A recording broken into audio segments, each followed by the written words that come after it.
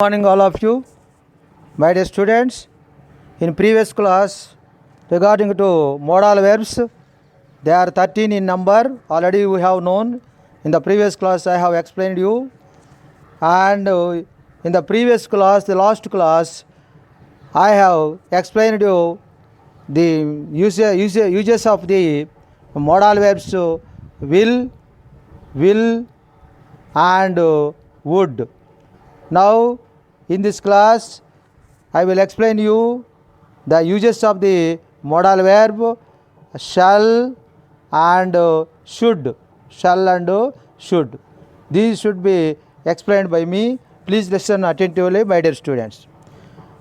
What is the first rule? The first rule for the use of modal shall is that it expresses pure future with the first person as the subject. First person means already we have known there are three persons in English language. The first person is I and we. The first person is singular and plural. In future, to express in future tense, we shall use shall. The first person takes I takes shall and we also. This is the first rule, my dear children. And the second rule is the use of modal verbs shall is that is used to ask for. These are very important. Ask for advice, suggestions, request with the first person in the interrogative form. That is more important. Interrogative form means in question form. Interrogative form means in question form. In yes or no type questions, the inverted questions, the verb must be come before the subject. This is inversion. In the interrogative mode, we are asking using the shall modal verb. It may be suggestion based on the context. It may be request. It may be advice. Okay, next rule. We go to the next rule, my dear children. Next rule, the third rule. For the only three rules are there of modal shall is that is used to express command, a threat, warning, a promise, assurance, determination, etc. with the second and third person as the subject. These are more important. Second and third persons are. First two rules are they follow the first and second person. First person only, singular and plural. In determination, assurance or promise or warning or threat or command, they follow these modal verb follow the second person and third. Second person pronouns already you know. Second person pronoun to you, both singular and plural. And third person singular pronouns he, she, it, and plural is they. These are the third person pronouns.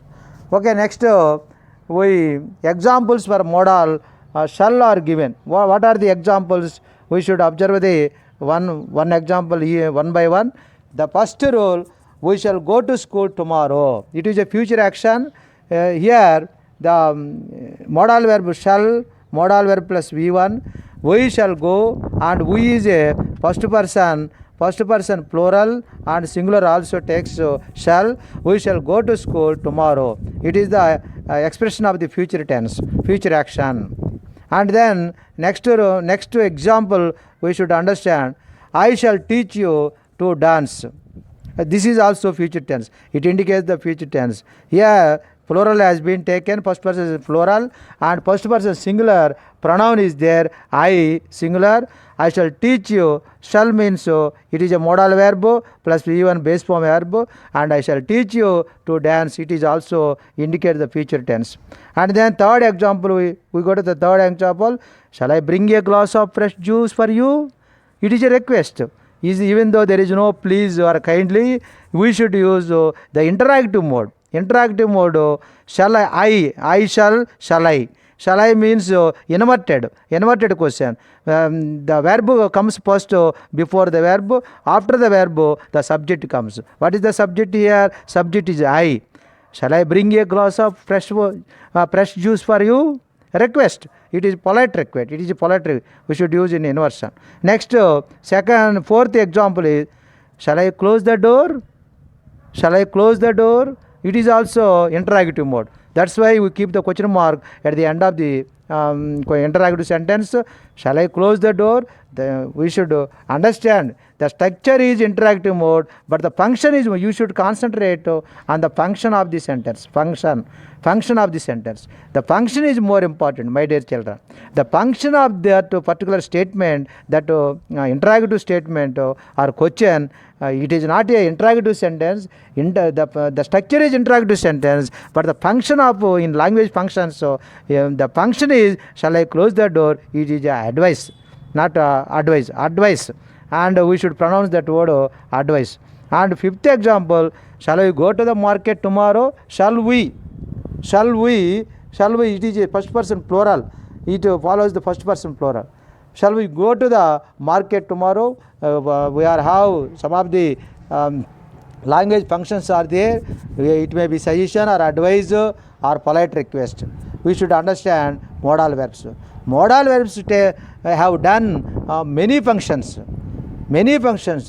Shall we go to the market tomorrow? It is a suggestion. The expression is a suggestion. It is in the mode of the interrogative mode, interrogative question formation. On that time, it is called a suggestion. And for a sixth example, you shall get a reward for your achievement. That is assurance. Or you should compulsory get a reward. Definitely you get a reward. That is the indication of the promise or assurance. Definitely you get. You shall get. You is a second person, and shall modal verb plus V1. This structure is a assertive sentence model or statement model. It is not interrogative model. You shall get a reward for your achievement. That means the internal meaning is, it implies an assurance or promise. And then one more example is there. You shall go to your room. Command. You shall go to your room. You shall go to your room. It indicates the command. It is an assertive mode, subject plus verb plus other words, that means complement, adverb of place. You shall go to your room. It is a command. The function, all the students are requested to focus, to concentrate on the function of the sentence, not the structure of the sentence. Even though it is an assertive sentence, a positive sentence, it indicates the function. It tells you shall go to your room. It is a command. And then eighth examples, they shall win the match. This is the determination. This is the determination. Determination means we should confident to win the match. We have a more confident. We have a faith. On this. They shall. They is a third person plural, and each and every person takes the modal verb, the first form of the modal verb. They shall win. Shall modal verb plus win 1. Modal verb plus V1. They shall win the match means determination means a confident. We should tell the statement confidently. That is the meaning of that sentence. And we go to the next modal verb, the past tense form of the should. Shall. What is the past tense form of the shall is the should. The should, what are the uses of the should? When do we use? How to use in language functions in English language? The first rule is should is that to express duty. You should obligation. Obligation means that duty you should do compulsory. Obligation. And advisability and desirability. These are the functions done by the modal verb should. This is the first rule. And we should understand the second rule for the use of modal verb should, that is used to express logical interference and supposition and assumption, a possibility or probability. These are all more important. Possibility or probability, supposition, assumption, logical inference. These are the functions. This is the second usage of the modal verb. The third rule is for the use of modal should is that it is used to express purpose of the lest. Purpose after the lest. Lest is a conjunction. Lest is a condition. Otherwise. lest, lest, lest, it is one of the conjunction, and we should give you one of the examples through using the lest. Lest should take clause. The following clause should take should. It is given in the correction of the sentences, error finding. Lest is more important. Lest, after the lest, we should use the subject plus should. It takes the should modal verb. That is more important. And then we should understand the functions of the modal verb should through the examples also. And first example, we should go to school every day. We should go to school every day. We should go to school every day. It is the first person plural. Should modal verb plus V1. We should go to the school. Go to school every day. It is a duty of our function, our duty to go to school regularly. That indicates the should, and then should go. And second example, you should not be late for work. This is very important. It is compulsory. It is compulsory desirability. You don't come late. You are coming very late, so late. That's why this is an obligation. You should do compulsory. You should not be late for work. That is under the function of the obligation. All of you concentrate on the function of the sentence, not the structure of the sentence. You should observe the structure also. The structure is assertive, affirmative structure or positive sentence structure. Your subject plus verb. You should exercise more often. It is advisability. We give advice to second person. You should exercise more often. It is advisability. And then fourth one is you should be at the office by now. It may be possibility. It may be happen. He may be in the office at present. That is the meaning of the sentence. You should be at the office. It is third person singular he. It is a masculine gender. The pronoun is. You should be at the office by now. Possibility. The function of this sentence is possibility. Possibility. It may be he may be there in the office at this time at present. Well, next fifth example is you should understand. It is if condition. If he should see me there, he will be happy. It is a probable condition. It is if clause is also we have if clause. Three conditions are there. First condition, second condition, or third condition. In the first condition, if he should see me there, he will be happy. He will be happy.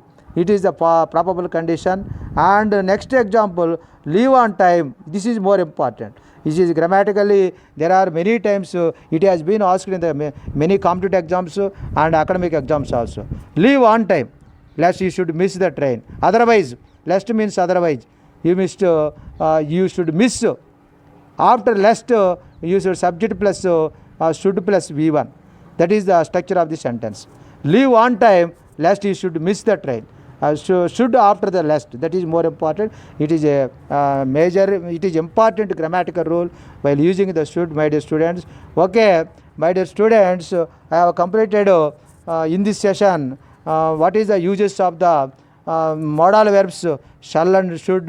In previous class we have discussed will and would, and again next we will meet again in the next class. All of you goodbye.